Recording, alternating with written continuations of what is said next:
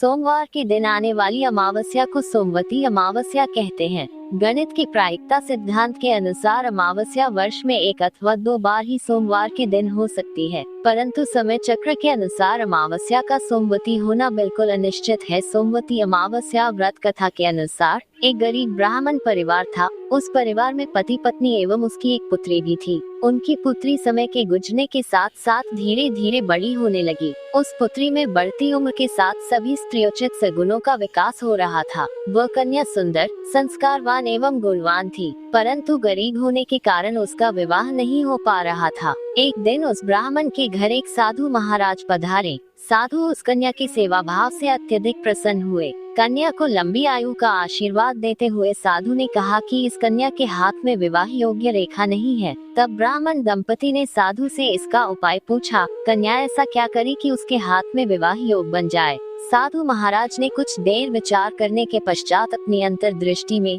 ध्यान करके बताया कि कुछ ही दूरी पर एक गांव में सोना नाम की एक धोबिन महिला अपने बेटे और बहू के साथ रहती है, जो बहुत ही आचार विचार एवं संस्कार संपन्न तथा पतिपरायण है। यदि यह सुकन्या उस धोबिन की सेवा करे और वह महिला इसकी शादी में अपने मांग का सिंदूर लगा दे तथा उसके बाद इस कन्या का विवाह हो जाए, तो इस कन्या का वैधव्य योग मिल सकता है। साधु ने यह भी बताया कि वह महिला कहीं बाहर आती जाती नहीं है। ये बात सुनकर ब्राह्मणी ने अपनी बेटी से धोबिन की सेवा करने का प्रस्ताव रखा। अगले दिन से ही कन्या प्रातःकाल ही उठकर सोना धोबिन के घर जाकर साफ सफाई एवं अन्य सारे कार्य करके अपने घर वापस आने लगी। एक दिन सोना धोबिन अपनी बहू से पूछती है कि तुम तो सुबह ही उठकर सारे काम कर लेती हो और पता भी नहीं चलता। बहू ने कहा, माँ जी, मैंने तो सोचा कि आप ही सुबह उठकर सारे काम खुद ही खत्म कर लेती हैं। मैं तो देर से उठती हूँ। ये सब जानकर दोनों सास बहू घर की निगरानी करने लगी कि कौन है जो सुबह ही घर का सारा काम करके चला जाता है। कई दिनों के बाद धोबिन ने देखा कि एक कन्या मुंह ढके अंधेरे में घर में आती है और सारे काम करने के बाद चली जाती है। जब वह जाने लगी तो सोना धोबिन उसके पैरों पर गिर पड़ी।